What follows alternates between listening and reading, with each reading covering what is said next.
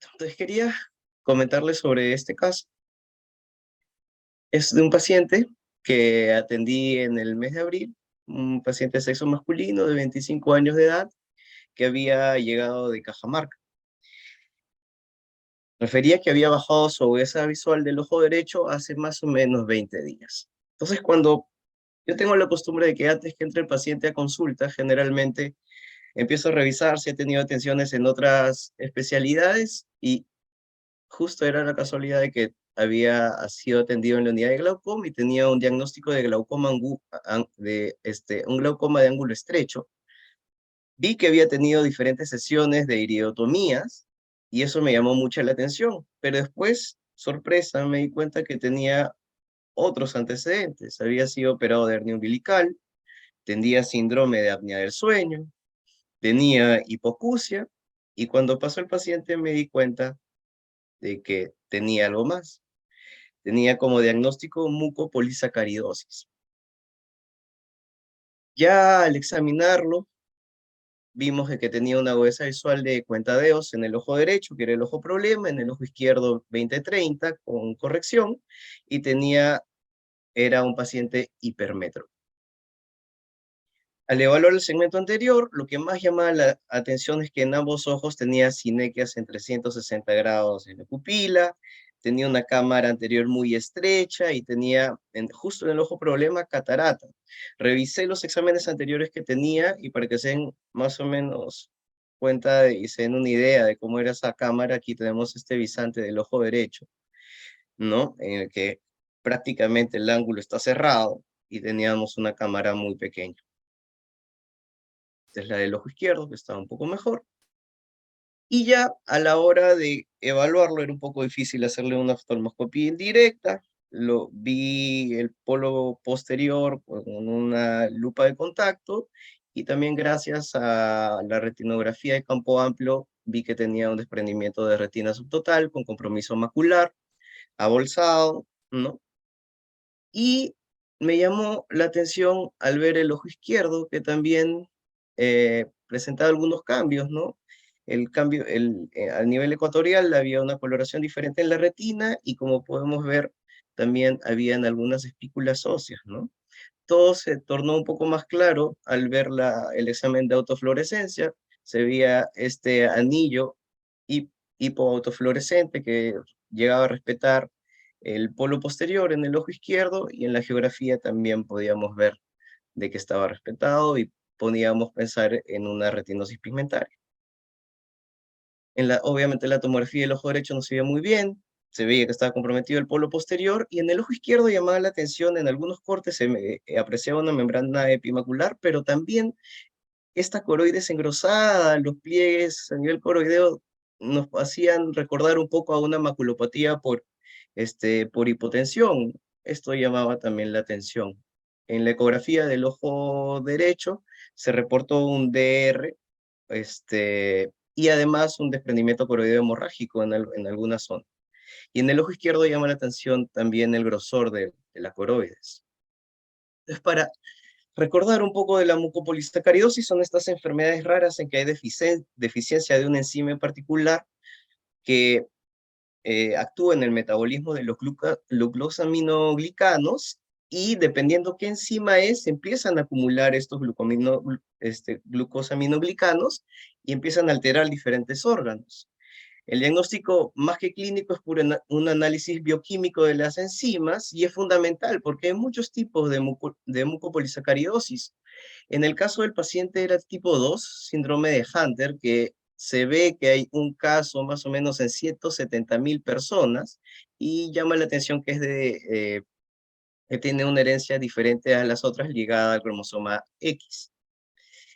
Lo que más me preocupaba al ver este paciente con este desprendimiento de retina era, y ahora, ¿este paciente colaborará? Si no colabora, tendrá que ser con anestesia general. ¿Se podrá dar anestesia general a este paciente con cuello corto y con antecedentes de apnea del sueño? Felizmente este paciente colaboró mucho en la operación y no tenía tanto compromiso del sistema nervioso central. Dependiendo de la mucopolisacaridosis puede afectar diferentes partes del ojo. En este caso, la del síndrome de Hunter, sobre todo afecta a la retina, ¿no? Entonces eso llamaba la atención y también el nervio óptico. Ese es un caso, bueno, esa es de la tipo 1, en la que vemos la opacidad corneal, y la tipo 2, que justamente está asociado a retinosis pigmentaria. También está asociado a hipertelorismo, a hipermetropía, porque se empiezan a depositar a lo largo de todo el globo ocular estos glucosaminoglicanos, y también empiezan a comprometer el nervio óptico a veces, ¿no? Justamente por este depósito. Y la retina se llega a afectar porque estos depósitos alteran las células del EPR y los fotorreceptores, llegando a una degeneración y disfunción de estos. Actualmente hay tratamiento con de reemplazo enzimático, y en este caso en particular, para tener una mejor visualización del polo de la retina, pensé en hacer una lensectomía, liberar las sinequias, hacer una lensectomía y hacer una vitrectomía posterior. Me encantaría haberles presentado el video de esta cirugía. Por temas técnicos no lo puedo tener. Me hubiera gustado que vean la dificultad de liberar la hialoides y de encontrar los regmas entre los pigmentos periféricos. Eh, ya pasaron 2 meses de la cirugía. Este es el ojo que tenía el desprendimiento de retina. Hasta el momento se encuentra aplicado. Eh, Lamentablemente también tiene retinosis pigmentaria, ¿no? Su hueso visual actualmente está en 20/150 con corrección, y aquí vemos la mácula que está aplicada, y en el ojo izquierdo sigue teniendo estos cambios que llaman la atención y ha empezado a tener algo de edema microquístico, pero sigue en 20/30. Les quería presentarles este caso que generalmente no vemos día a día, porque me pareció interesante. Muchas gracias. Oye, extraordinario, Jorge, qué super caso. Primero porque bueno, yo la verdad no tengo la suerte de tener de tener ese olfato para poder, porque hago retina de adultos, tengo la sensación de que este diagnóstico está más dirigido a población o de diagnóstico más en edades más tempranas, de repente población pediátrica. Y la primera pregunta que te hago, Jorge, tú que has hecho más que todo la investigación del tema, yo no recuerdo que las mucopolisacaridosis estuviesen asociados o tuvieran como factor de riesgo el desprendimiento de retina, pero ilústrame. Fue lo primero que busqué. Entré a PubMed y entré a buscar, y hay un caso reportado de DR exudativo. Un caso.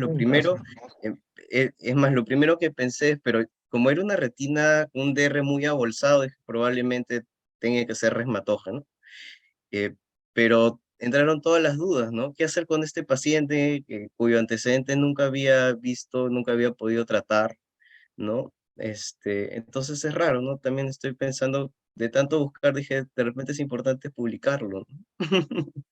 Sí, en realidad yo lo que más recuerdo, y me puedo, a ver si, y nuevamente ilústrame porque la memoria me es ingrata, yo de lo que me acuerdo es la famosa mancha rojo cereza y bueno, y las alteraciones pigmentarias que me parece que sí tiene tu caso, ¿cierto? Sí, y es más, llama la atención de que yo generalmente en las fotos que he visto es una retinosis pigmentaria, pero que tiene algunas espículas óseas, ¿no? Pero en este Exacto. caso ya en el ojo derecho aplicado es muy notorio, ¿no? Y sí, eso sí está bien reportado. Hay papers, justamente un paper que solo se dedica a presentar exámenes multimodales de síndrome de Hunter. Eso sí, Sí, sí sí. existe. Y no me dejante. Y le pregunto al panel, no sé si alguno de ustedes ha tenido alguna experiencia con esta condición. No sé si hay alguien que ha enfrentado pacientes con mucopolisacaridosis o que sea para para algún diagnóstico retiniano. Yo no, pero hay mucha asociación también. Quisiera preguntarte si son asociados con ejes axiales cortos, todos, o puede haber también amiopías. La Me toca. mayoría, la mayoría he leído, yo pensaba de que como eran pacientes pequeños, de repente el ojo también no era pequeño, pero dicen que es por los depósitos de los glucosaminoglicanos que se depositan y se contraen. y llegan a contraer la esclera y son ojos pequeños justamente por eso, ¿no? Y generalmente están asociados a pacientes hipermetros. Este paciente tenía Eso más lo 4 decía por el otro ojo, porque usted ya tiene edema y es muy probable que haya problemas podría tener un desprendimiento seroso por el eje corto, ¿no? Sí, justamente eso les quería preguntar, ¿no? Si tenían alguna sugerencia para el ojo izquierdo, que es el ojo que lo halló. Él, para que sepan, trabaja en una minera, trabaja en recursos humanos en una minera, que es el que lo ha podido ayudar con el tema de la cirugía, y trabaja activamente, y él está trabajando ahorita desde su casa, en computadora, pero realmente necesita ese ojo, ¿no? Es un problema, Sí, tienen esclera muy gruesa, entonces ese es el asunto que hacen estos edemas, hasta desprendimientos serosos. Es muy difícil manejo de estos pacientes. A veces han desprendimientos repetitivos, seguimiento. Seguimiento. súper interesante porque, no, insisto, no es un diagnóstico que salta a la vida. Es más, digamos, para nosotros lo que hacemos retina de adulto, digamos, hasta el diagnóstico sindrómico debe ser complicado. Muy interesante tu caso, Jorge. Muchas gracias. Muchas gracias. Sí, muy bien. Sergio, Muy bueno. Sergio, ¿Qué tal? Sergio Buenas Raspe, noches. él va a presentarnos el, el siguiente, el siguiente caso. Sergio Arrascue es médico oftalmólogo, su especialista en retina y vítreo. Él fue formado en el Instituto Barraquer de América y la Clínica Unidad Láser del Atlántico en Colombia. Sí. Él actualmente está en la Clínica Oftalmológica Visión 2020 y también es asistente del Hospital Nacional Almanzor Aguinaga Asenjo en Chiclayo, Lambayeque, Perú. Muchas gracias, Sergio, por permitirme compartir contigo esta noche. No, claro que sí. Muy buenas noches con todos. Muchas gracias, doctor Gerardo Arana. Muchas gracias, doctor Cañote, por la invitación. Para mí, un gusto nuevamente estar con todos ustedes y compartir estos casos tan interesantes. Felicidades, Jorge, por tu caso. Muy interesante. No he tenido un caso similar. Me parece muy buen aporte. Eh, bueno, entonces yo también quería comentarles mi mejor caso, ¿no? de este año 2023. En verdad es un caso que empezó a llevarse en el 2022 y terminó ya su curso ahora en el 2023. Eh, Mi caso es de un paciente de 50 años, de sexo masculino, que llega a la consulta con una agudeza visual inicial en el ojo derecho de 20/50 y en el ojo izquierdo de 20/30, ¿no? Entonces, dentro de la sintomatología, era un paciente que refería ya a un escotoma superior progresivo con disminución de su agudeza visual en el ojo derecho, incluso ya de algunos meses de evolución. Él había sido ya valorado antes por otro oftalmólogo, que incluso había sido su médico que le había realizado una cirugía de facoemulsificación. Era un paciente con antecedente de una miopía elevada, hipertenso, sin otras comorbilidades. En ese momento ya era pseudofáquico. Y pues su oftalmólogo le había detectado ya el desprendimiento de retina, lo había enviado conmigo y le había dicho pues que era un desprendimiento de retina, que eso con una burbuja de gas salía y nada más, ¿no? Que eso era muy sencillo. Eh, entonces, bueno, en el segmento anterior todo estaba muy bien, una córnea bien, una pseudofaquia perfecta, los lentes muy bien posicionados, las presiones, ¿no? No había ninguna alteración.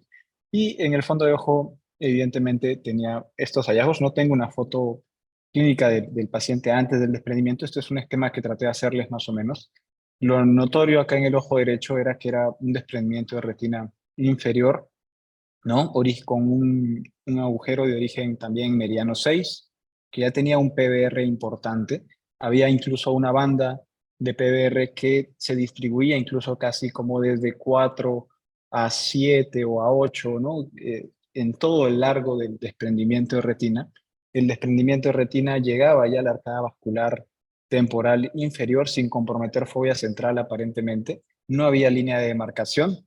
Y pues justamente este era un caso muy interesante porque era un paciente que debido a la coyuntura actual en la que estábamos en esos momentos, ¿no? Con todos los cambios de gobierno y todos estos temas políticos el tema económico, ya tenía decidido irse a vivir a Estados Unidos. Era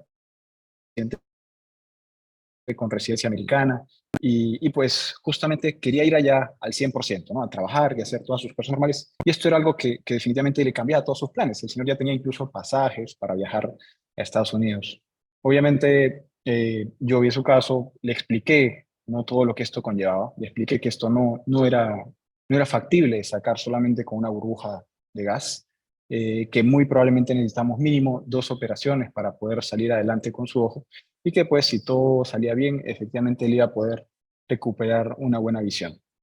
El señor, ante el punto que yo le toqué de que este desprendimiento podía progresar y comprometer su centro macular y que tal vez la visión iba a cambiar o incluso que podría cambiar una vez que lo operáramos, decidió irse de momento de viaje a Estados Unidos, viajó, trató de sacar su brevete allá, obviamente no pudo sacar su brevete, reprobó el examen de brevete y volvió a Perú pues a operarse, ¿no? Operarse el ojito derecho. Entonces, cuando vi el caso, pues me planteé 2 opciones. Una opción era hacer un cerclaje, una vitrectomía, una retinotomía para poder hacer un retiro de ese PBR subretiniano, pelar obviamente todo el PBR que se encontraba sobre retina, un endodrenaje, un endoláser y un silicón. Obviamente esta era una retina que aparentemente al examen se veía ligeramente ya tensa, ¿no? Se veía un PBR también importante, y pues obviamente un PBR tan extenso, subretiniano, retirarlo por una retinotomía podría generar mucho manejo, mucha manipulación, podría ser incluso un deterioro para la visión que esperábamos para este paciente. La otra opción que me planteaba era hacer una vitrectomía plana, una retinectomía inferior en 180 grados, teniendo en cuenta que esta retina ya se encontraba de cierta manera más rígida, ¿no? Un pelamiento de todo ese PBR, tanto epirretiniano como subretiniano, endoláser y silicón, obviamente tratando de preservar la mácula para guardar la mejor visión para este paciente. Entonces optamos por esta opción, ¿no? Obviamente le expliqué al paciente que iba a ser necesario después de la primera intervención esperar por lo menos unos 6 meses con silicón para poder hacer ya un retiro con más seguridad. Entonces, este es el video de la operación que realizamos. Acá vamos a poder ver de pronto con más detalle las características del PBR. Esta es la vitrectomía. Y empezamos a hacer una demarcación de todo el área por donde íbamos a ir con la retinectomía. Y si nos ponemos un poco de atención, aquí está el disco, ¿no? Esta es toda la extensión del desprendimiento que llega casi hasta esta extensión del arcada vascular. Y vemos esta zona de un PBR que viene como desde acá abajo, hace como una unión acá y seguía toda esta extensión. Todo esto era subretiniano, ¿no? Era un PBR bastante extenso en su porción, en su subretiniano, ¿no? Además de tener membranas también epirretinianas temporales inferiores. Hicimos una demarcación con el endocauterio, pusimos una burbuja de perfluoro para cuidar la mácula. Hicimos toda una retinectomía inferior en 180 grados, cuidando de llevarnos muy bien todo el flap anterior de la retina para no dejar retina suelta en la parte superior, que eso puede producir algún proceso inflamatorio.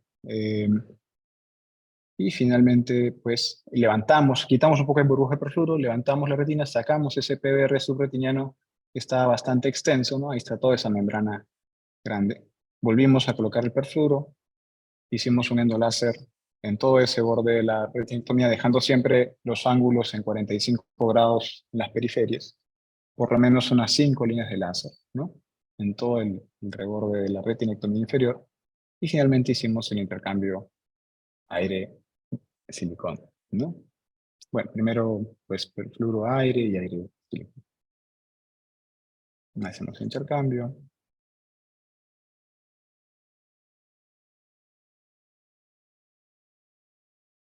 Y finalmente el silicón. Pues en el postoperatorio en el postoperatorio inicial fue un poco torpe. Al inicio hizo hipertensión ocular, pero nada que no se pudiera manejar con medicamentos tópicos, vía oral. Se estabilizó el proceso postoperatorio inmediato. Hicimos un seguimiento por 6 meses, ¿no? Estuvimos mensualmente haciéndole el seguimiento para que todo fuera bien. Ya el 6º mes hicimos ya su vitrectomía más su retiro del aceite de silicón, ¿no? Entonces, finalmente, esta es una tomografía que nos muestra la mácula en su estado postoperatorio ya después del retiro del aceite. Vemos una mácula que en el centro foveal está bastante preservada. Se observa sí una membrana epirretiniana perifoveal nasal. Sin embargo, el centro bastante conservado, ¿no? Características de las bandas externas conservadas, bastante tranquilo, ¿verdad? Esta es una foto sugestiva, ¿no? Realmente no alcancé a tener una fotografía propia del paciente, del postoperatorio después del retiro de silicón, pero es una foto sugestiva para ver cómo más o menos nos orientamos a dejar una retinectomía en 180 grados inferior. Obviamente es una fotografía que busca un campo amplio, ¿no? Su evolución postoperatoria después del retiro de silicón fue una visión de 20/25 en el ojo derecho, ¿no? Y 20/20 en el ojo izquierdo con corrección, ante lo cual el paciente quedó bastante contento, estábamos muy tranquilos. El paciente ya viajó nuevamente a Estados Unidos, me escribe desde allá, me mandó la foto de su permiso ya de brevete que pudo obtener pues allá, ya está trabajando, está contento, ¿no? Entonces ahí nos escribimos de vez en cuando.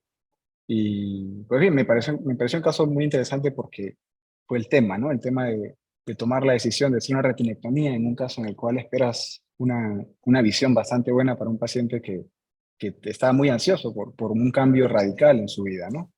Entonces sí, ese es el caso que les quería traer el día de hoy, ¿no? Oye, Sergio, espectacular el caso, porque estos casos siempre ponen los temas de controversia que siempre discutimos, ¿no? Este paciente con regma inferior y BRP, comenzamos la clásica disyuntiva, si poner gas o poner aceite, si poner cerclaje o no poner cerclaje. Pero acá has puesto un tercer tema sobre la mesa, has puesto este, hacer de repente cirugía convencional, digamos, y has hecho retinectomía. Pregunto, Sergio, fue una retinectomía primaria, ¿no es cierto? Él no tenía cirugía previa de desprendimiento de retina. Sí, fue primario. ¿Y qué te aventuró? Porque normalmente la retinectomía es una decisión, digamos, de no retorno, ¿no es cierto? Tú una vez que Así cruzas es, esa línea, ya no hay ya vuelta atrás. con los pasivos y ¿no? ¿no? Con todo lo que ellos significan. ¿Cómo Así así la es. decisión? Sí, justamente eso era lo interesante de este caso, ¿no? O sea, fue justamente la necesidad de este señor de tratar de salir lo más pronto de todo el problema, ¿no? Entonces, yo al ver ese PBR inferior, esa retina rígida, pues yo dije, pues si me voy por un cerclaje, una vitrectomía, un endodrenaje, siempre, siempre tienes el riesgo tal vez de que pudiera haber un redesprendimiento. O sea, lo iba a llevar a unas 3 cirugías por lo menos antes de tal vez poder brindarle un resultado final. Y este señor quería, de cierta manera, lo más pronto salir del proceso. Entonces, yo necesitaba que en 2 cirugías el señor estuviera afuera, ¿no? Y esa fue la razón por la cual me animé a orientarme un poco más agresivo en este caso, ¿no? Sabiendo igual que, obviamente, los riesgos de hacerlo, ¿no? Porque definitivamente, como dice usted, doctor Cañote, una vez que uno empieza una retinectomía no hay vuelta atrás, no hay vuelta atrás. Y si algo no sale bien, pues no, ya es Asumirlo, difícil, ¿no? ajá, asumirlo y ver cómo lo resuelves, pero es complejo, complejo. Entonces, Sí. sí, Eso pues, me parece que fue ese tema, ¿no? El tema del señor con una necesidad primordial de en 2 puntos salir del proceso y poder rehacer su vida, ¿no? súper interesante. No sé, el panel de repente las cosas van cambiando, ¿no? ¿Cuántos de aquí, no sé, Manuel, Carlos Duranto, se aventuran hoy a hacer retinectomía primaria de manera frecuente o periódica? ¿Qué tal? Buenas noches. Adelante, Manuel. Adelante, por favor. Buenas noches con todos. Bueno, definitivamente la retinectomía primaria no es mi primera opción. Sin embargo, creo que en el caso que ha presentado Sergio está bastante bien justificado, porque en algunas veces cuando uno trata de cuando hace el intercambio agua-aire, la retina no pega, tú ves que no pega. Entonces, en ese caso, yo creo que ya no hay más vuelta que darle, ¿no? Ahí ya hay que de frente ir a la retinectomía y no esperar como que posiblemente pueda pegar más adelante, ¿no? Si no pega cuando haces el intercambio agua-aire, ya no hay vuelta que darle, ¿no? Es mi opinión. Manuel, ¿querías tú decir algo? Sí, bueno, en casos como este, no se apreciaba mucho el BRP, solo por decir los cordones fibrosos subretinianos, pero el BRP superficial quizá no se apreciaba mucho. Pero yo pienso que igual está bien justificada, él está dentro del ojo, está tomando la decisión in situ, y pues está muy bien. Lo único, para estos casos, a veces, si es que logro hacer una retinectomía, podría ayudarme con un silicón pesado, ¿no? Para Sí. tratar de planchar un poco mejor y tener un tamponamiento un poquito más localizado inferior. Pero ha ido muy Exacto. bien. O sea, no hay nada que refutar en este caso, ¿no? Excelente y felicidades. Es un caso, pero muy bueno. Muchas Y gracias. una pregunta, Sergio, porque dijiste algo que me llamó la atención. Dijiste que el caso en el posoperatorio temprano hizo hipertensión. Uno cuando tiene Sí, una retinectomía, una de las cosas que podría esperar es que los pacientes más bien tiendan a la hipotonía. Y de hecho sí. mencionaste que lo habías manejado con hipotensores. Sí. Finalmente, después de un tiempo, incluso entiendo que le retiraste el aceite, ¿no es cierto? Sí, es que Este, ese ¿Tuviste en algún tema, momento ese temor de que vaya a hacer hipotonía post-retiro? no, porque, bueno, inicialmente fue dentro de la primera semana. Yo asumí que el tema de la hipertensión ocular inicial que había presentado era tal vez un proceso postinflamatorio inmediato, ¿no? Del postquirúrgico inmediato. Realmente después de ese primer momento se controló muy bien el resto de su evolución. Tenía presiones estables que iban por encima de 15, 16, 20. Entonces, en ningún momento Súper. cuando me fui a sacar el aceite sospeché que podría ir a un tema de hipotensión. Incluso hasta el último control estaba en 10, 12 de presión sin mayores problemas, ¿no? Entonces sí, no tuve problemas con eso.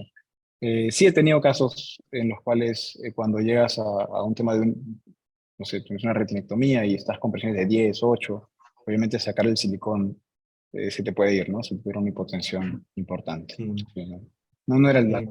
opción, gracias a Dios. Sí. ¿Tienen ustedes alguna pío mágica por debajo del cual no hacen retiro de aceite? ¿Qué dices, Carlos? No, Tú en realidad dices, no. No tengo ¿no? una presión mágica. Quería preguntar si es que tuvo presión intraocular elevada antes de la cirugía. Buen punto. No, No, ok, no para pensar de estaba, repente sí, un síndrome de Schwartz-Matsuo, Ah, pero claro. no era el caso. Ok, no perfecto, era el gracias. caso. No, claro.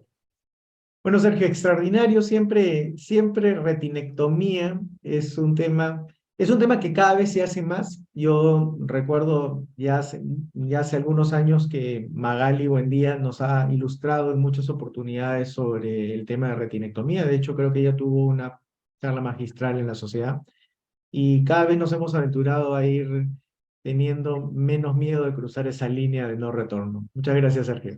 El doctor Barriga creo que ha levantado la mano, me Sí, parece. perdón, Guillermo, ¿cómo estás? Por favor, Guillermo Barriga, por favor. Bienvenido, maestro. Está tu micrófono, Guillermo. Tu micrófono, Guillermo. No lo escuchamos, doctor Barriga. Está en, está en Buenos Aires. Espérate, ¿cómo? Hay que avisarle que su micrófono. Guillermo, tu micrófono está apagado. Ahí dice que no lo puede Ah, prender. no lo puede prender. Ya.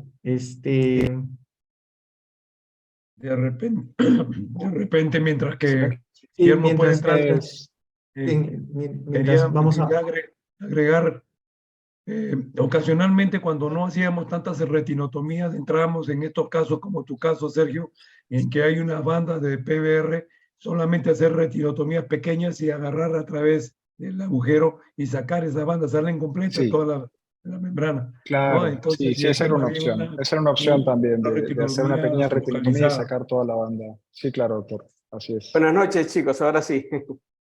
Listo. ¿Cómo está, doctor Barriga? Hola, Buenas Gerardo, noches. hola, Renzo. Sergio, Maestro. formidable tu presentación realmente.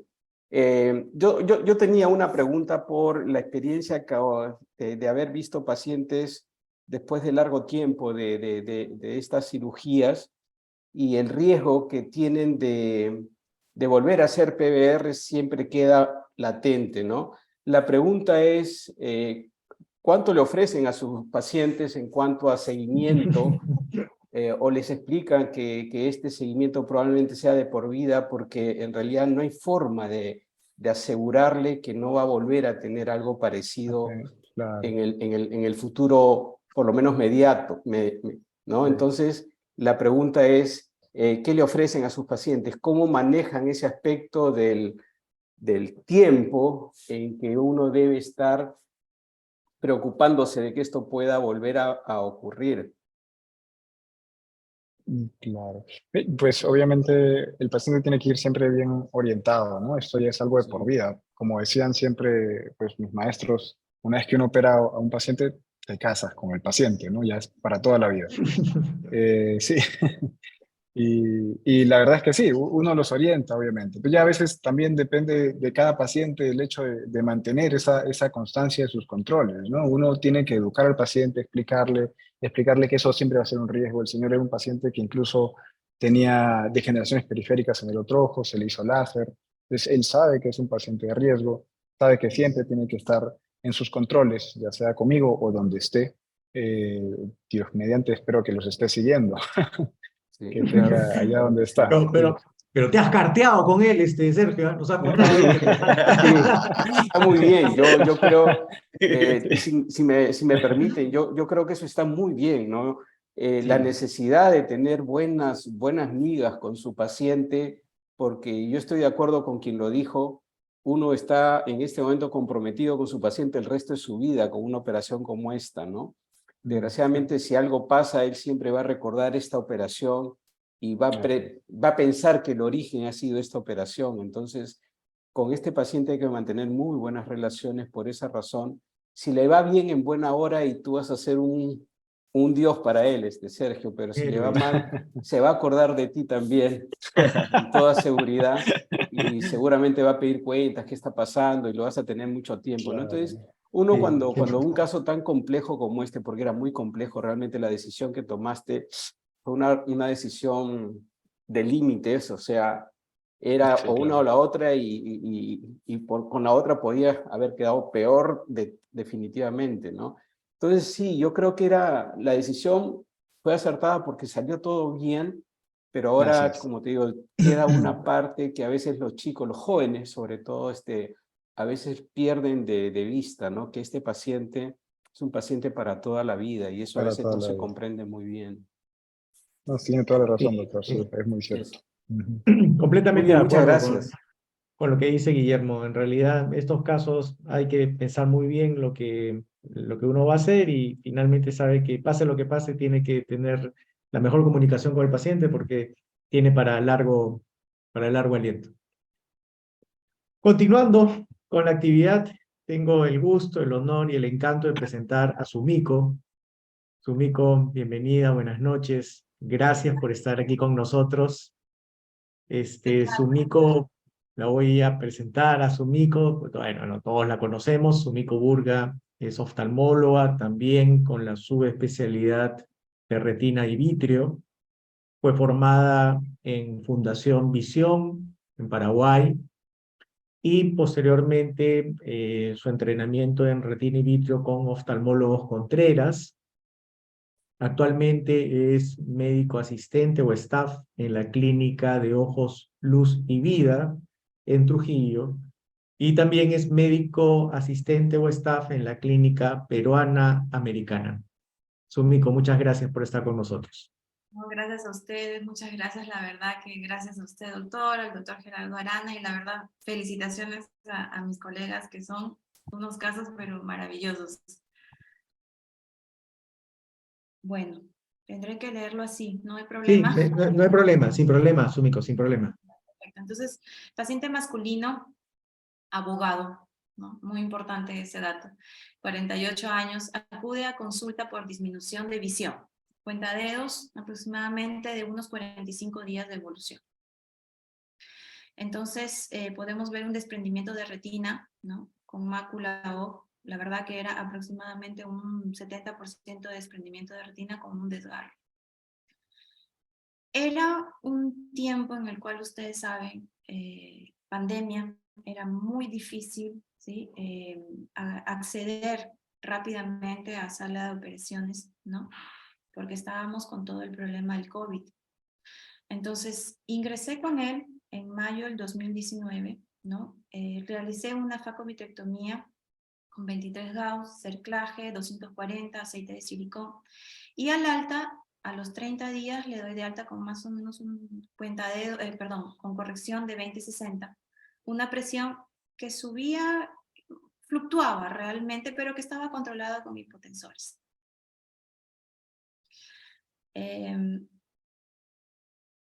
A los 9 meses, el paciente me refiere de que necesita viajar urgentemente y que por favor, donde iba a estar, no iba a tener acceso a la cirugía de retina, ni al retiro de silicón, ni nada. Entonces, a los 9 meses decido retirar el aceite de silicón, aproximadamente febrero del 2020, pero el paciente regresa, si no después de los 3 meses a la consulta, ¿no? Previo a eso, le hago una ecografía en donde nos muestra en la ecografía que todo está bien, gracias al doctor Mario Latorre, confiada en él en esos tiempos realmente difíciles. La ecografía estaba bien, la retina estaba aplicada, silicón al 90%, así que una visión del 20-100 con corrección. Pero yo lo relacionaba porque tenía una opacidad en la cápsula, ¿no? Podía ver el fondo de ojo, estaba todo dentro de lo normal, pero asumía que el 20-100 y la disminución de visión había sido más por el tema de la opacidad de la cápsula, ¿no? Entonces decido retirar el aceite de silicón, le hago una capsulotomía y le coloco una burbuja de gas. A las 24 horas postoperatorias, la agudeza visual en cuentadedos, realmente una reacción de cámara muy sutil, una hiperemia conjuntival típico de un postoperado de retina, sensación de cuerpo extraño y control a los 7 días. Al 5.º día el paciente me llama, era un sábado, y me refiere dolor, mucho dolor, enrojecimiento y disminución de visión. Cuando lo examino, el paciente, dolor intenso, disminución de visión, al examen, PL, una hiperemia conjuntival terrible, difusa, un edema corneal 3 cruces, una infiltración corneal marginal 360 grados, terrible, una reacción de cámara anterior hipopion que realmente no estaba segura si era un hipopion o era una fibrina, algo inflamatorio. No podía ver el fondo del ojo. Era impresionante la manera cómo reaccionó el ojo a los 5 días, ¿no?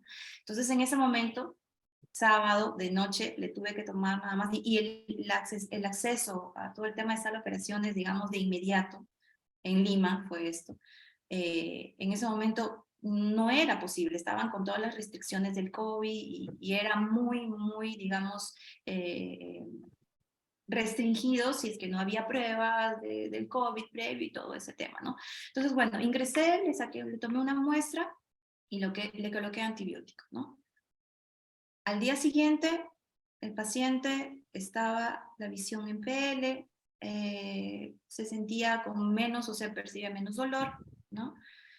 Y a los 3 días me vuelve a llamar, lo cito de inmediato porque me refiere que ya el dolor era mucho más intenso y bueno, y aparece así, ¿no? Entonces estaba, la foto creo que lo dice todo, ¿sí?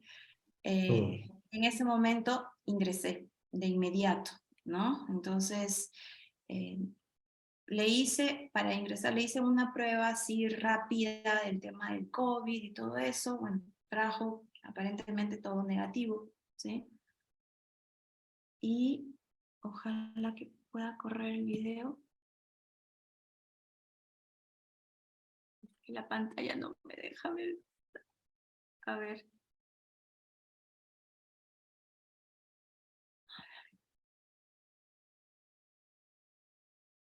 En la flechita de play, Sumiko, ahí abajo, Sí. debajo de la imagen, Sí. en la flechita de play abajo. Lo que pasa es que la barra del Zoom está sobre mi pantalla, no sé por qué, no sé qué pasa, la verdad. ¿Estás usando mouse o el trackpad? El táctil. Porque presionando sobre el tracking, Sobre el video. sobre la barra la puedes mover. Déjeme ver. Haz O de clic sobre la pronto, barra en algún sitio Ok, y ya lo luego encontré. jálala Ahí hacia un está, lado. ahí está, perfecto. ya está. Sí, ya está, discúlpenme. Tranquila.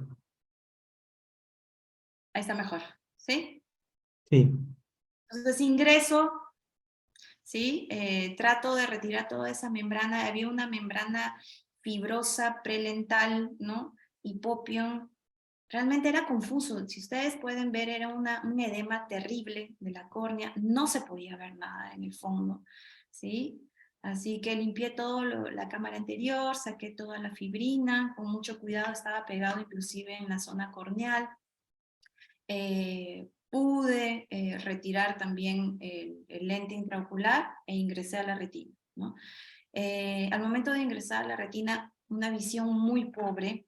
Traté de retirar el aceite, traté de retirar toda la fibrina que se encontraba dentro de la retina, habían zonas algodonosas, mucha isquemia, 360 grados, y muy poca visualización, la verdad, en ese momento, ¿no? Hice lo que pude, ¿sí? Y, déjeme ver aquí.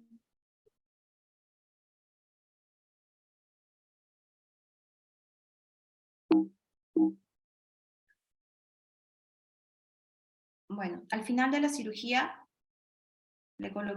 volví a colocar el aceite de silicón, ¿sí? Lo dejé sin lente intraocular y esperé. La verdad que fue algo bien difícil para mí y sobre todo la duda porque fue mi primer paciente y después de él tuve 2 pacientes más, que no tuve ninguna complicación realmente. Entonces no sabía el por qué. En ese momento del COVID había demasiados cuidados en sala de operaciones. Todo era casi perfecto, ¿no? Y los siguientes pacientes que operé después del retiro del aceite de él, realmente estaban súper bien, ¿no? Había hecho 2 facovitrectomías, no sabía qué había pasado, de dónde, cómo fue, una endoftalmitis endógena, cómo, o sea, estaba destruida, mi vida estaba destruida. Encima era abogado, no sabía qué hacer. Bueno, lo dejé así. Al día siguiente ya iba viendo sus evaluaciones, todo. Traté de ver qué pasó, por dónde, cómo, le hacía preguntas, el cuestionario típico. No sabía. Me quedé con esa duda, busqué heridas, ¿no? Hipotonía, típico, todo lo que uno en ese momento se pone a estudiar, no dormía, leía, todo, revisé paso por paso de mi cirugía del retiro de aceite de silicón y no podía saber, era tan cuidadoso el tema del retiro en ese momento del COVID, de la coyuntura, que no sabía por dónde entró el bicho, ¿no? Más aún si es que teníamos 2 pacientes post en el cual había salido excelente, ¿no? O sea, no tuve ninguna complicación. Bueno, lo que me quedaba era el COVID, pero era negativo. Entonces, hay un estudio donde me relaciona, describe realmente, hay una serie de casos que describe la endoftalmitis endógena en el contexto de la neumonía por COVID-19, ¿no? No lo podemos pasar por alto, tenemos y el COVID va a convivir con nosotros, entonces ya se suma un causante más de estos casos tan graves y tremendos que nos quitan el sueño realmente a todos los oftalmólogos, ¿no? Entonces, el método aquí fue que identificaron pacientes que se recuperaban de la neumonía por COVID-19, ¿no? Entonces, que acudían al centro de estudio y recopilaban las quejas, tanto de dolor, lagrimeo, enrojecimiento, disminución de visión, ¿no? Entonces, todos estos datos fueron recopilados y de ellos se identificaron 3 pacientes con endoftalmitis endógena, ¿no? Todos habían sido tratados por neumonía de COVID-19 y por lo tanto habían recibido corticoides sistémicos, ¿no? En todos ellos se les hizo una biopsia vítrea, ¿no? Lógicamente vitrectomía, inyección intraocular, antibiótico. En uno de ellos se demostró Klebsiella pneumoniae en hemocultivo, Escherichia coli en urocultivo, y en los 2 pacientes, el 2 y el 3, demostraron Staphylococcus aureus en hemocultivo, y cultivo nasofaríngeo. Entonces, la agudeza visual, después de recopilar estos casos, fue paciente 1, 20-100, 20-80, 20-40, pero relacionaban mucho lo que es infección de cálculos, de repente por ahí caries dentales, infecciones faringias, pero todos al final dieron positivo a la reacción en cadena de la polimerasa en tiempo real de la presencia de coronavirus en el líquido vítreo, ¿no? Entonces, la conclusión de esta recopilación de casos fue de que hay, como siempre en las endoftalmitis, una intervención temprana, un buen resultado visual, ¿no? Lo que se ha documentado actualmente. Entonces, hace 2 meses lo veo a mi paciente y sí, pues realmente me comentó y me dijo que no quería decirme en ese momento por el tema de la coyuntura y por miedo a que yo no lo iba a poder operar ni iba a poder viajar. Estuvo internado por COVID, tuvo toda la neumonía, le dieron tratamiento, o sea, casi se murió. Entonces, lógicamente, hubo ahí una alteración en la agudeza visual, se asustó, ¿no? Pensó que iba a perder el ojo y lógicamente sucedió todo esto, ¿no? Entonces, recién, ahora ya sí confirmo, ¿sí?, que la endoftalmitis fue endógena secundaria a COVID-19, ¿no? Según otros estudios, no hay muchos estudios realmente. Estos son los últimos que se realizaron, ¿no? Pero sí, ya hace 2 meses realmente ya pude sacarme esa mochila que tenía encima y saber que realmente sí estuvo relacionado por el COVID, ¿no? Y bueno, abogado y todo, lo vi, actualmente se encuentra, bueno, eso fue la foto de antes de yo venir a Trujillo y mudarme a Trujillo, quedó con un cuentadedos. Y así quedó el ojito, ¿no? Conserva hasta la fecha, que lo vi hace 2 meses, ese infiltrado corneal 360 grados típico como un halo senil. La córnea, como la pueden ver, no es totalmente transparente, da la impresión como si fuera un post trasplantado de córnea, ¿no? Veo la retina, se puede ver, pero la isquemia pues fue terrible, fue algo devastador, realmente nunca había visto algo así. Pero bueno, gracias a Dios quedó el ojito y él se quedó tranquilo, ¿no? A pesar de que no recibí ninguna denuncia, pero se quedó tranquilo porque él estaba consciente realmente de lo que estaba pasando, ¿no? Y ahora ya puedo dormir tranquila y sé que fue por eso. Ese es mi caso. Oye, Sumiko, la verdad es que tú dices que lo has presentado, yo no lo había visto. Realmente, realmente aterradora, porque el cuento de terror, me imagino que hasta que no descubriste lo de su antecedente, que además sorprendente, porque él siendo abogado, pero te ocultó información, ¿no? Información relevante, digamos, para el desarrollo del caso, ¿no? Sí, lo que pasa es que era muy y di- limitado. En ingresar a sala de operaciones en ese momento en la coyuntura no ingresaba, digamos, una membrana, un agujero, o sea, daban prioridad a los desprendimientos de retina. Entonces, el retiro de aceite no era una urgencia, emergencia que podíamos tener, teníamos que resolver en el momento. Pero él ya había percibido la disminución de visión y bueno, la luchó y bueno, terminamos operándolo, ¿no? Pero bueno, así sucedieron las cosas, ¿no? Y hasta hace 2 meses recién pude, porque mire, busqué información, no sabía el por qué. Yo decía, pero si él entró primero y los otros 2, ya había tanta, digamos, era pulcro, sala de operaciones en pleno COVID-19 que cuidábamos hasta lo más mínimos, entrábamos todos disfrazados a sala de operaciones. ¿De dónde salió? ¿Cómo? No había forma.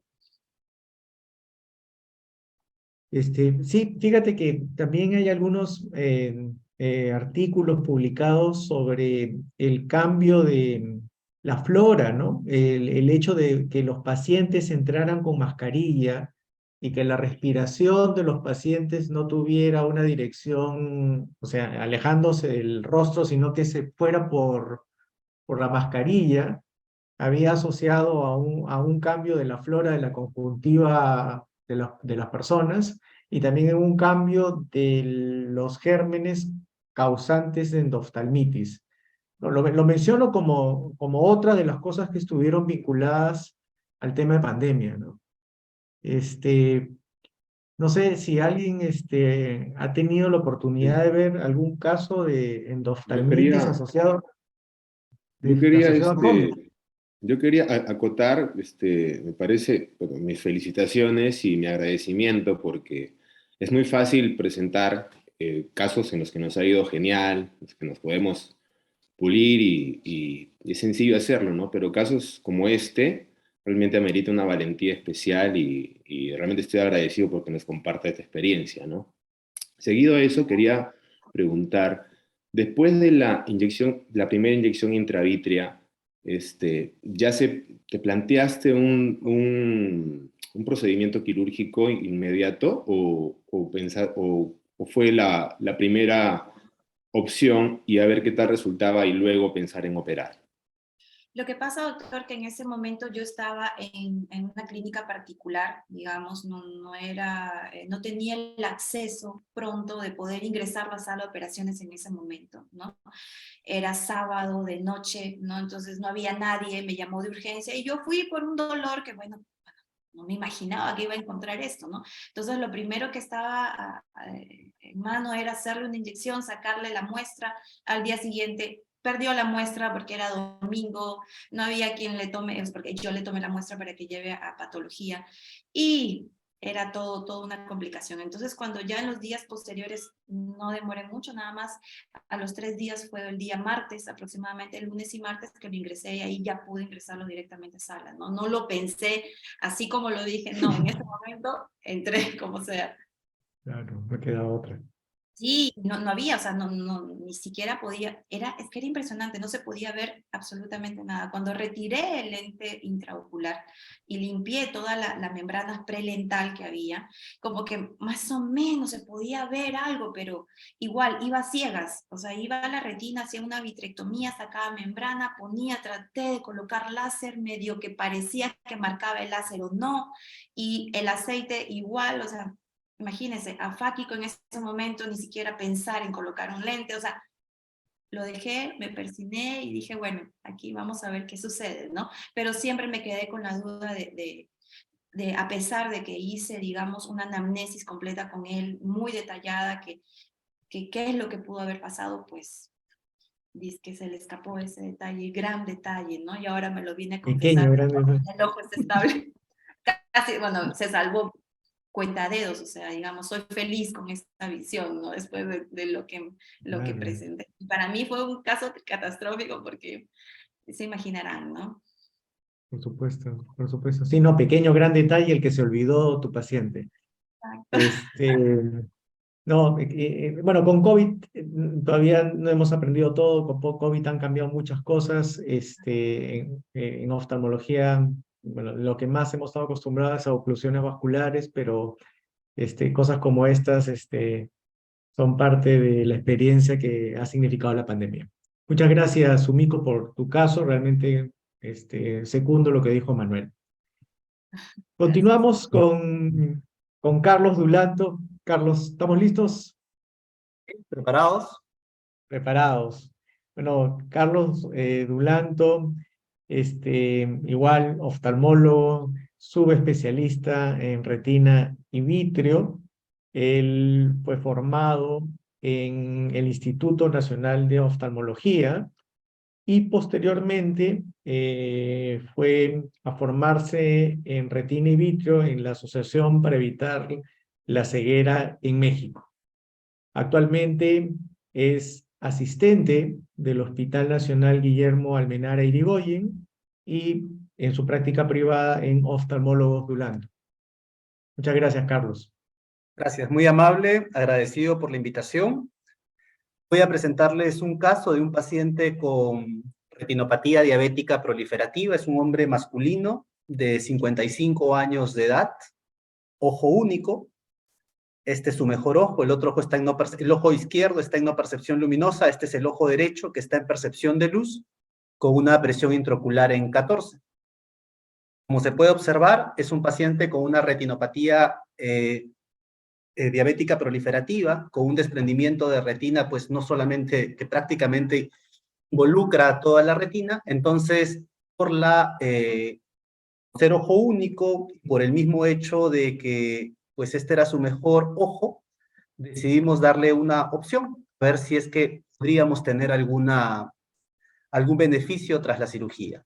Entonces lo metimos a una vitrectomía posterior, iniciamos con una vitrectomía central, luego tratamos de hacer una segmentación. Lo que estoy operando ahorita es el ojo derecho, estamos liberando el cuadrante nasal superior.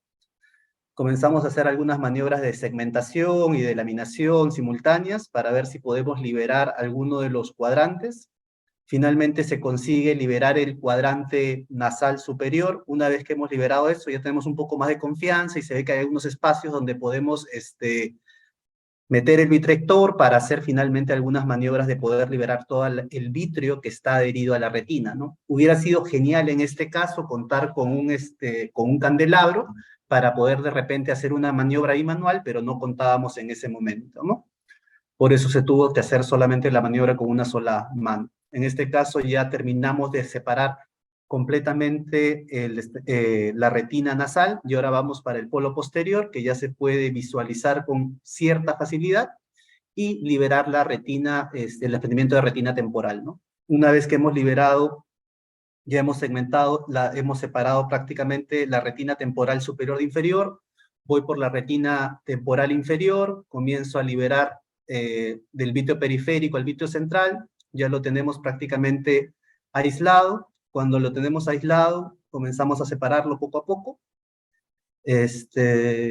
Ha sido un trabajo largo, sí demoré un par de horas en poder liberar completamente todo. Ya tenemos un regma durante toda la cirugía, tratamos de ser bastante cuidadosos en marcar los regmas, y lo que siempre trato de tener cuidado es que no tenga mucho sangrado, porque después tener sangrado con un desprendimiento de retina traccional es bastante, bueno, lo siento, bastante complicado, ¿no? Comenzamos a liberar todo, comenzamos a absorber los cordones de sangre que están ahí, cauterizar los vasos que están sangrando, y finalmente vamos por el cuadrante temporal, temporal superior. Comenzamos a liberar, aquí nuevamente voy a tener nuevamente un regma, porque estaba bastante adherida, no se colocó silicón, no se colocó, discúlpenme, una inyección intravítea previo a la cirugía, por el hecho de que la cirugía se realiza en un hospital público y es a veces complicado tener la posibilidad de poner una inyección intravítea 3 o 5 días antes y que el paciente tenga a veces el permiso para operarse, porque a veces se suspenden las cirugías por 1000 factores. Trato de colocar líquido pesado para ver si la retina se puede planchar o adherir, y veo que a pesar de que pongo el líquido pesado, no se adhiere. Entonces, comienzo a marcar para hacer una retinectomía 360, porque a pesar de que ponía el líquido pesado, no se adhería. Entonces, era imposible que se iba a adherir la retina si es que lo trataba de hacer el intercambio agua-aire. Entonces, comienzo por una retinectomía 360. Trato de ser bastante cuidadoso de toda la retina periférica que voy eliminando, que todos los bordes de la retina que queda, cauterizarlo para no tener ningún sangrado. En ese sentido, sí, soy bastante, trato de ser bastante prolijo. Y finalmente, acá van a ver que jalo voy a meter una pinza en un rato, ahí está, donde jalo una pequeña membranita, porque ya tenía un desprendimiento de retina traccional de tiempo y había generado PVR. Y sigo nuevamente con la retinectomía 360. Sigo liberando. Acá hay una membrana, una banda subretiniana de fibrosis, que logro retirarla. Me aseguro que todo, bueno, han habido varias bandas que las he retirado progresivamente. Continúo 360 para finalmente liberar toda la retina. Voy por la retina periférica, rasuro toda la retina periférica para evitar futuras complicaciones de un glaucoma neovascular o inflamaciones secundarias. Una vez que he terminado completamente de eliminar la retina periférica, vitrectomizar la retina periférica, coloco líquido pesado y finalmente veo que la retina se puede planchar. Ya estoy ahí un poco más tranquilo, pero preocupado por el hecho de cómo vamos a quedar esta retina en un futuro, ¿no? Finalmente, termino de vitrectomizar la retina periférica que queda, y a continuación de eso, lleno el ojo de líquido pesado, y luego colocamos láser 360. Coloco 3 líneas de láser, ahí está incluido la retinotomía que había hecho, hago un intercambio líquido pesado aire, soy bastante prolijo y bastante cuidadoso en absorber el líquido residual que haya debajo de la retina que queda, porque finalmente eso va a dar el éxito de la cirugía. Y estoy bastante rato absorbiendo todo el líquido para finalmente colocar el silicón. Hago este paso de 360 grados. Una vez que ya me he asegurado de que no hay un líquido retiniano residual, subretiniano residual, coloco un silicón de 5000 para toda la vida, espero. Y finalmente hago intercambio silicón-aire. Esperamos que esté la burbuja. Y este es el caso en su última revisión, que fue 2 meses posterior a la cirugía. Una agudeza visual de cuentadedos 1 metro y la agudeza visual mejor corregida 20-25, la presión hipertensa en 28, está full de silicón. Lo que se puede observar acá es que la mácula se ha rotado, pero bueno, en fin, está más tranquilo y ahora pues es funcional. Gracias. Bien, Carlos, para parafrasear a Sumiko, ¿era tu mejor caso o tu peor caso 2023? Pues en realidad algunas veces hay que tomar decisiones en el quirófano o antes de la cirugía, porque sinceramente si hubiera sido un paciente que hubiese tenido el otro ojo, digamos, algún tipo de visión, Claro. muy seguro que no lo hubiese operado. Muy seguro que no lo hubiese operado. Un paciente con percepción de luz generalmente no los opera. Sí, claro, claro, no, de hecho, mejor dicho, uno conforme va creciendo en experiencia, se vuelve más aventurado, pero también a la vez más cuidadoso a la hora de decir qué cosa opero. En realidad, estos casos son esos casos en que tú no sabes si realmente es quirúrgico o no es quirúrgico. ¿Qué le dices, Carlos, a este tipo de pacientes? ¿Cuál es la expectativa que les Bueno, transmite? en este caso, el discurso que se le dio fue bastante sencillo. Le comenté que si no lo operábamos, probablemente esa visión se iba a perder, ¿no? ¿En cuánto tiempo? No lo sé, pero se iba a perder. Si lo operábamos, había una posibilidad de que la visión se pudiese conservar, que era el objetivo, ¿no? O pasar de repente un movimiento de manos, qué sé yo. Pero sinceramente no había esperado un resultado visual tan satisfactorio, ¿no? Claro, claro, y que tiene más chance de quedar por lo menos estable, ¿no? Exacto, bueno, eso es lo que esperamos, ¿no? Ujú. ¿Qué mención te hace pensar la isquemia en estos casos, ¿no? ¿Crees que la retinectomía 360 tan amplia juega en el diabético a favor o en contra de la isquemia? Bueno, en este caso, pues definitivamente no me parece que juegue a favor, pero en este caso, ante la imposibilidad de poder planchar la retina, porque siempre cuando colocas el líquido pesado, te das una idea si esa retina se va a planchar. Y en este caso, pues todavía tenía un anillo fibroso, me imagino que por la fibrosis subretiniana, que no iba a permitir adherirse o pegarse esa retina. Entonces, en ese momento decidí pues hacer una retinectomía 360 y pues ya eliminé toda la retina isquémica que ha tenido y pues las huellas de láser me parece que han sido suficientes, ¿no? Guillermo, coméntanos, por favor.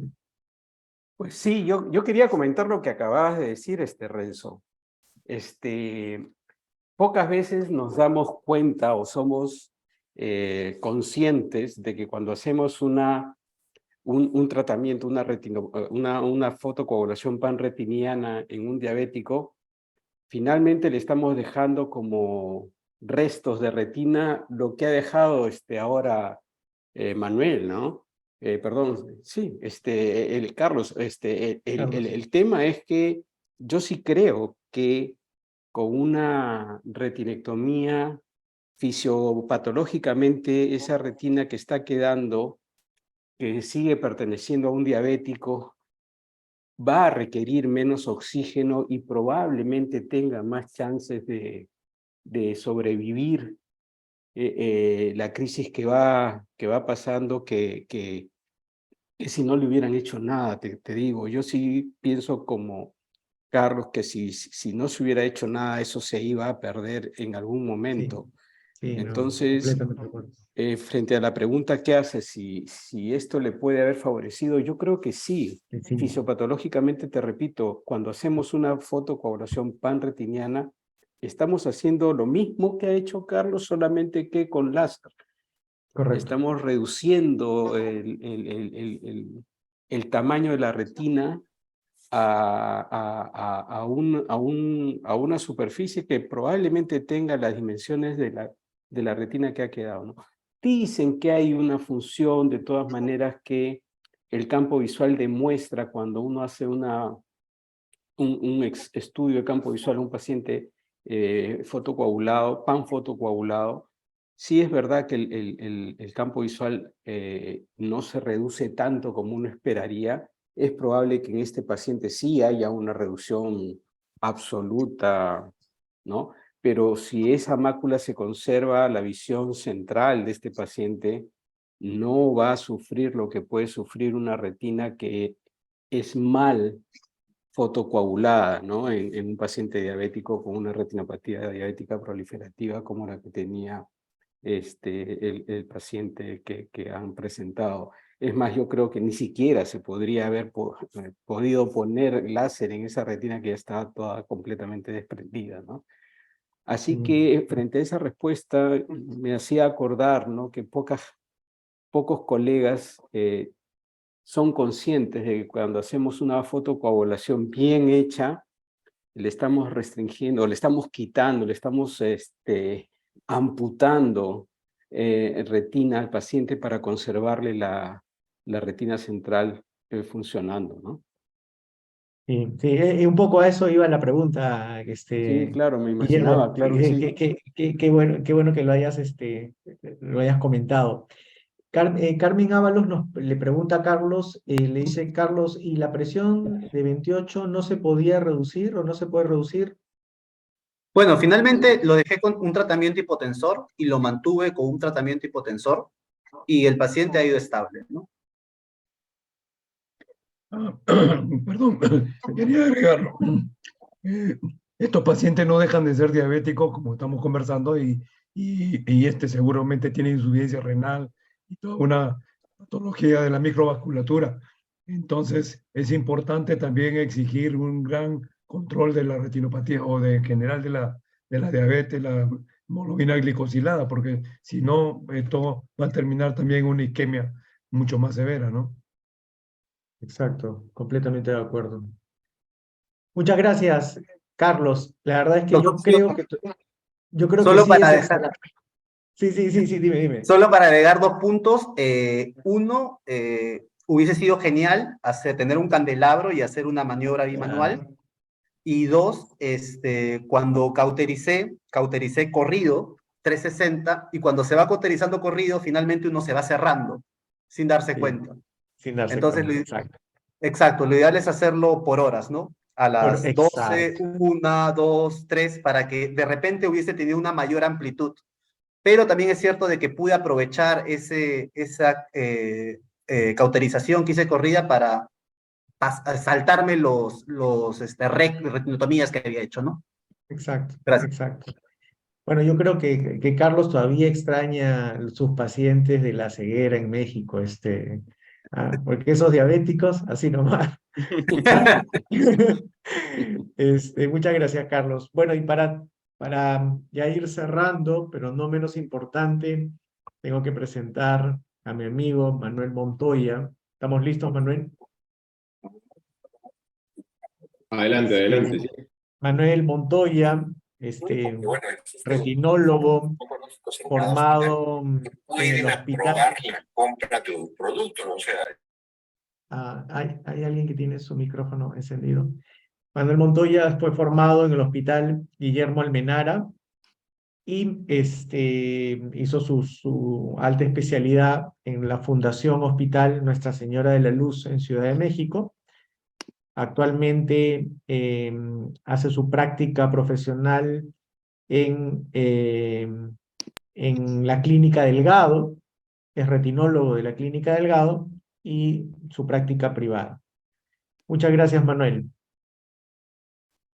Ahí está. ¿Sí se logra ver?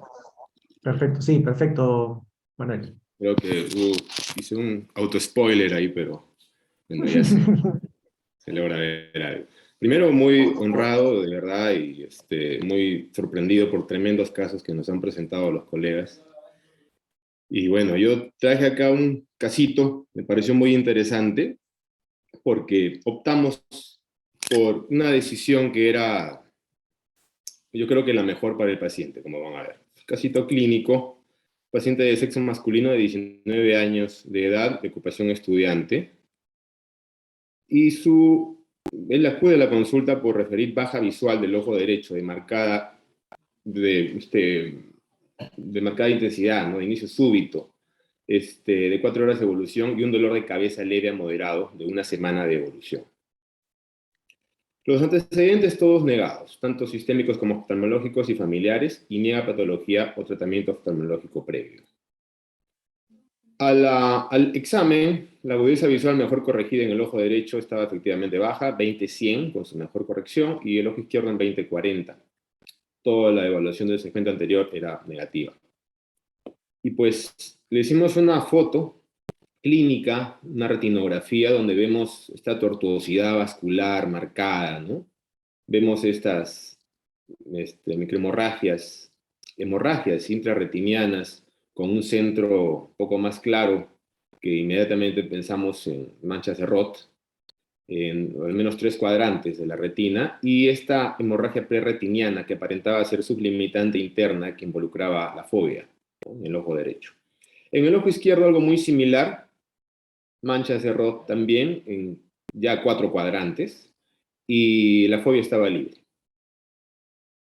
Y bueno, la marcada tortuosidad vascular, que fue lo que nos llamaba mucho la atención. Le hicimos una fluorangiografía, no vimos áreas de hiperfluorescencia por alteración de la vasculatura, no vimos sí áreas de hipofluorescencia, en efecto de pantalla ahí por la hemorragia premacular que presentaba el paciente y las hemorragias intrarretinianas, ¿no? Le hicimos la tomografía de coherencia óptica y efectivamente evidenciamos ahí una hemorragia sublimitante que comprometía fovea en el ojo derecho. Y en el ojo izquierdo, pues todo bastante bien, ¿no? Bueno, conservado, si bien había un cubo macular que mostraba también un poquito de engrosamiento, sobre todo a nivel nasal.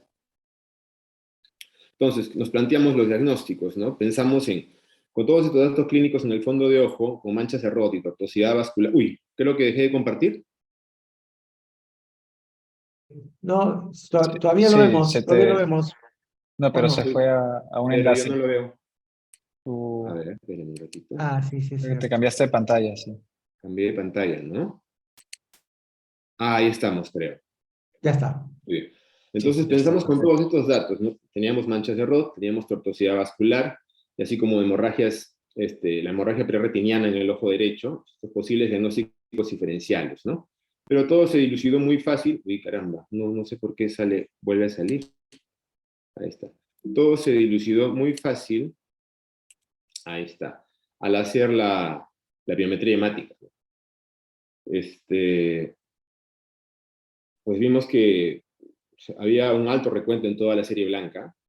Había incluido los monocitos, los granulocitos, en especial los eosinófilos, como pueden verlos ahí, que un porcentaje también estaba muy por encima del rango normal, así como una leve elevación del número de linfocitos, que si bien el porcentaje solo representaban el 6% de todo el recuento hemático, pero también estaban elevados los linfocitos.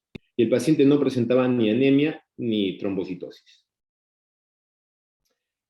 Bien, la química sanguínea, nada alterada, felizmente, y el plan con este paciente pues, fue referirlo inmediatamente al departamento de oncología. El paciente tenía un seguro particular, donde se realizó estudios complementarios y una biopsia de médula ósea.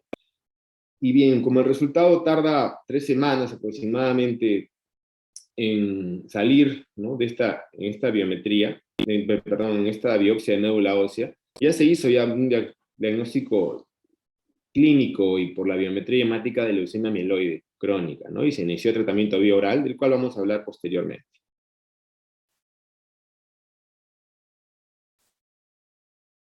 Bien. El término retinopatía leucémica, que es lo que finalmente le diagnosticamos a nuestro paciente, no se refiere necesariamente a la proliferación leucémica franca, ¿no? Sino más bien a las complicaciones secundarias a esta. Tenemos las manifestaciones oculares directas, posibles directas, complicaciones por leucemia como la anemia, la trombocitopenia, la hiperviscosidad, infecciones oportunistas y las relacionadas con la misma terapia médica. Por ejemplo, tenemos los infiltrados retinianos, que son lesiones directas, ¿no?, en la retina. Tenemos la infiltración también del nervio óptico, que pues son como estos nódulos blancos grisáceos que están dando que rodean con esta hemorragia en flama, ¿no?, alrededor del nervio óptico. Tenemos las manchas de Roth, que son estos nombrados como posibles infiltrados leucémicos. Pues también estas hemorragias centradas en blanco también están compuestas de agregados fibrinoplaquetarios, ¿no? Así que no termina siendo tan corroborado de que sean posibles infiltrados leucémicos, ¿no?, sino también pueden ser restos inflamatorios. Bien. Acá está. Bien, otros hallazgos importantes son los derivados de la hiperviscosidad sanguínea por la leucocitosis. Y en algunos casos trombocitosis, aunque no es poco frecuente la trombopenia también, ¿no? La manifestación más común secundaria de la hiperviscosidad es una enfermedad veno-oclusiva hiperperfundida. Y pues acá, como vemos este caso, con un retraso en el tiempo arteriovenoso, tuvo una resolución espectacular solamente con tratamiento médico este paciente. Podemos ver el antes en el ojo izquierdo y el después en el ojo derecho. Tenemos también las hemorragias intrarretinianas, que pueden ser en flama o en punto, pueden ser también manchas de Roth, como hemos apreciado. Y también puede haber por la isquemia periférica que se origina neovascularización, incluyendo hemorragia vítrea. En este paciente, aunque tiene la hemorragia vítrea marcada, grado 2, 3, en el ojo derecho podemos apreciar en la angiografía esta hiperfluorescencia, ¿no?, por alteración de la permeabilidad vascular. Y pues también hay áreas de neovascularización. Y también, otro dato importante es que estos pacientes con hiperviscosidad sanguínea van a tener una absorción deficiente de líquido cefalorraquídeo, elevando la presión intracraneana y pudiendo generar cefalea, rigidez de nuca y papiledema bilateral, como este caso. La punción lumbar suele ser pues aliviadora, ¿no?, en estos pacientes, y es una opción terapéutica para la clínica. Bien, y repitiendo acá la imagen, pues no nos olvidemos que el paciente acudió a nuestra consulta por baja visual súbita del ojo derecho, y un paciente de 19 años muy angustiado, ¿no? Entonces él quería recuperar su visión, básicamente, y el papá trataba de ocultarle la enfermedad de fondo. Entonces, ahí estábamos en una disyuntiva, ¿no?, entre operar, pues, y no operar. Entonces, bien, respecto a la hemorragia sublimitante, a nivel que estaba pues obstruyendo la fobia, estábamos revisando, y pues para motivos de discusión les traje este reporte de caso de un paciente masculino de 26 años diagnosticado de leucemia linfoide aguda, positivo para el gen quimérico de Filadelfia, ¿no?, el cromosoma Filadelfia. Y se aprecia la hemorragia sublimitante bilateral que afecta a la región foveal, y también se vieron hemorragias en flama en disposición radial en ambos ojos, como podemos ver. En este paciente, se volvió a ir. En este paciente se optó por el seguimiento estrecho. Bien.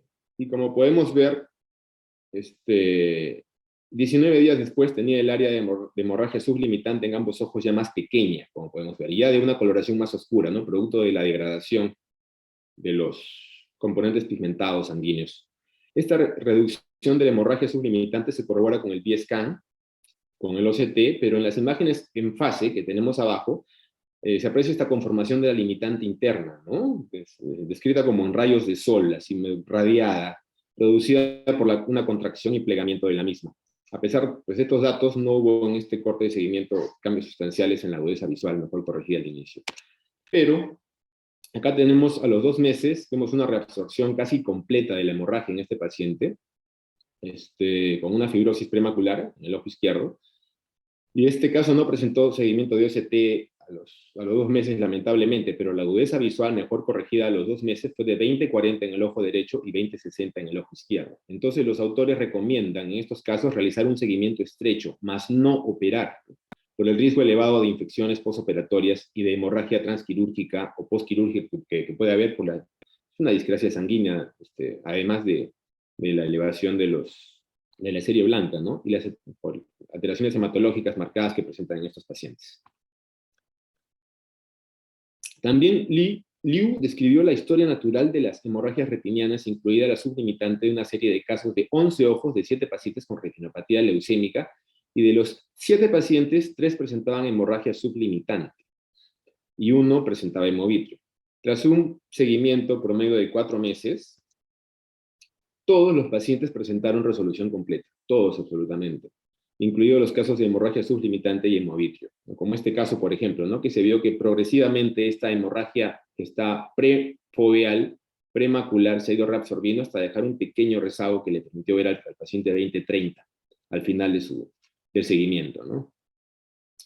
Entonces, pues, se hace la conclusión de que pues, independientemente del nivel donde se encuentran estas hemorragias, incluyendo la sublimitante a nivel foveal o hemovitrio, estas hemorragias tienden a autolimitarse y se resuelven en unos pocos meses de tratamiento de la enfermedad subyacente.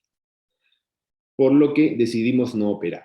Si bien las fotos eran tentadorísimas para poder hacer una breve cirugía macular, podíamos exponer al paciente a infecciones o a una hemorragia que no la paraba nadie, ¿no? Se decidió el tratamiento con imatinib, con omeprazol, hidroxiuria y alopurino, todos tratamientos vía oral.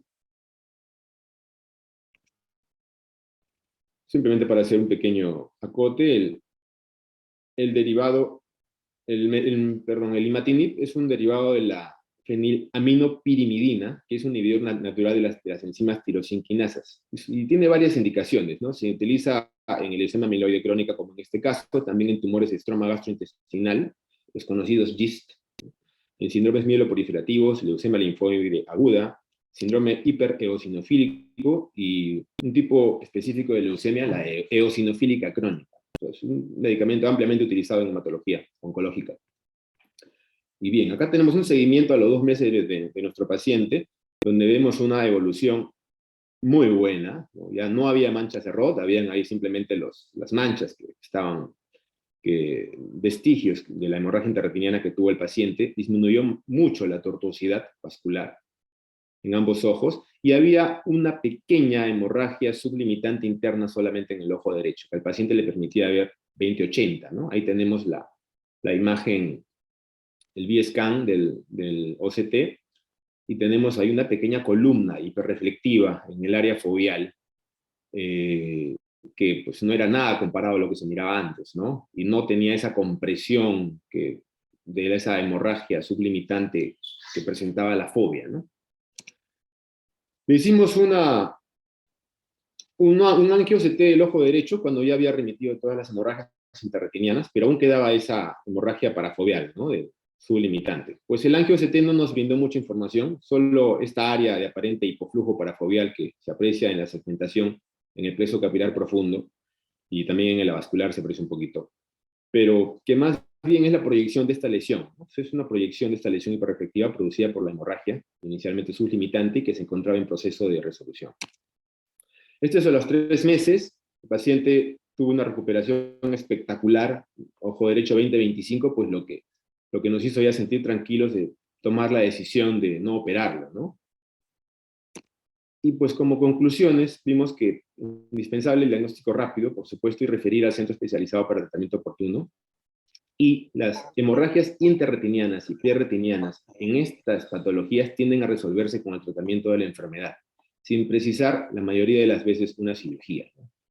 Y lo más importante de todo, el diagnóstico de síndrome leucémico se hizo por fondo de ojo en un consultorio oftalmológico, y así se pudo referir al paciente oportunamente.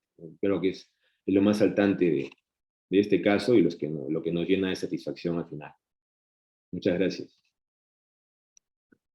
Muchas gracias, Manuel. 2 reflexiones, ¿no? La primera es cuando siempre los que estamos acostumbrados a hacer retina y vitrio del día a día, y nos toca un caso oncológico, pueden pasar dos cosas: o se nos puede pasar por alto, o cuando nos damos cuenta, volteamos a mirar y decimos, llamemos al oftalmólogo, ¿no? Y es que pasa que muchas veces no sabemos qué hacer con esos casos, porque no son parte de nuestro día a día. Y me gusta mucho la reflexión de decir cuándo no, o cuándo no operar, ¿no? Porque siempre la expresión es ¿y cuándo operar?, ¿no? Pero es muy bueno también saber cuándo no operar, ¿no? Sobre todo los cirujanos, que somos tan impetuosos por querer llevar todo a la sala de operaciones. Hay que saber también cuándo decir no, ¿no? Cuándo hacer la revisión de caso para tomar la mejor decisión del paciente. Guillermo Barriga nos quiere comentar algo. Guillermo. Gracias, Renzo. Sí, efectivamente, primero felicitar a Manuel, un caso muy, muy interesante y que me da pie para hacerles también una reflexión más, Renzo, uniéndome a tu línea de pensamiento. Yo pienso que probablemente en el futuro vamos a enfrentarnos a casos como el de Manuel, que de repente,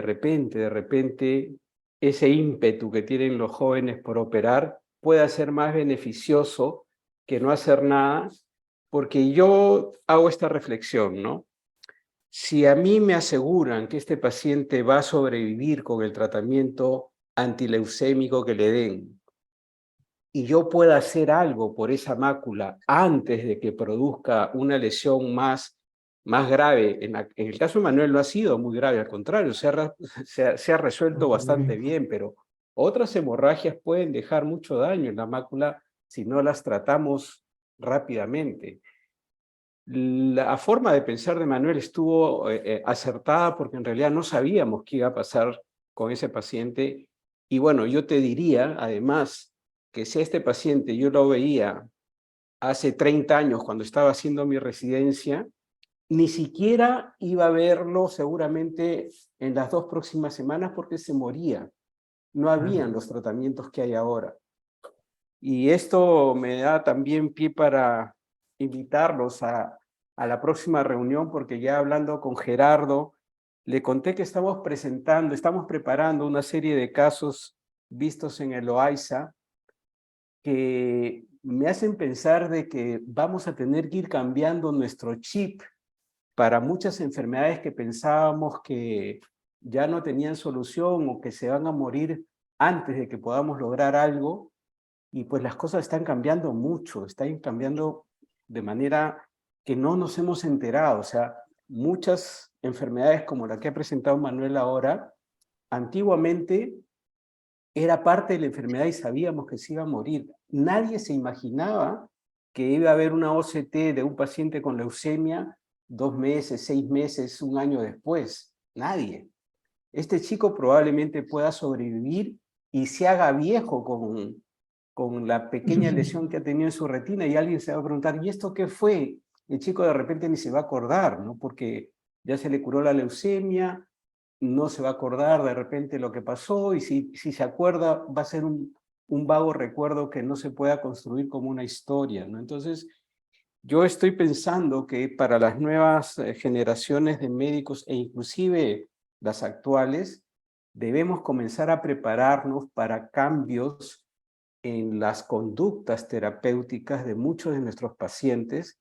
¿Por qué? Porque estamos viendo pacientes que cada vez sobreviven más, no solamente de manera natural, sino que sobreviven a enfermedades que antes, para nuestros tiempos, cuando éramos residentes, eran enfermedades fatales, ahora están sobreviviendo, ¿no? Los artríticos ahora se mueren de otra cosa, ya no se mueren de un problema derivado de su artritis.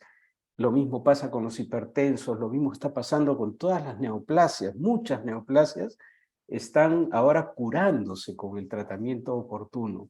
Por lo tanto, es probable que en el futuro tengamos que tener en cuenta que estos pacientes que tuvieron algo en algún momento de su vida, de jóvenes, ahora la estemos viendo 30 años después y no sepamos qué es, porque simplemente no se nos mete en la cabeza que puede ser la misma enfermedad que la arrastró todo ese tiempo, ¿no? Y que sobrevivió a ella. Entonces, como les digo, les invito a que en la próxima reunión vamos a hacer algunas reflexiones adicionales sobre este tema con casos concretos. Tengo varios casos que hemos reunido que demuestran lo que hoy día Manuel nos ha presentado con su caso, ¿no? Que antes las cosas que pensábamos que no duraban mucho, ahora están durando mucho más de lo que se prevé, y pues tenemos que prepararnos porque de repente las conductas van a tener que cambiar al respecto. Gracias. Bueno, muchas gracias, Guillermo. Como siempre, pues los aportes de Guillermo nos hacen siempre reflexionar. Bueno, primero, para terminar, agradecer a cada uno de ustedes, Jorge, Sergio, Sumiko, Carlos, Manuel, gracias. La verdad es que la sociedad necesita de gente como ustedes para seguir creciendo cada vez más en el capítulo de retina y vitrio.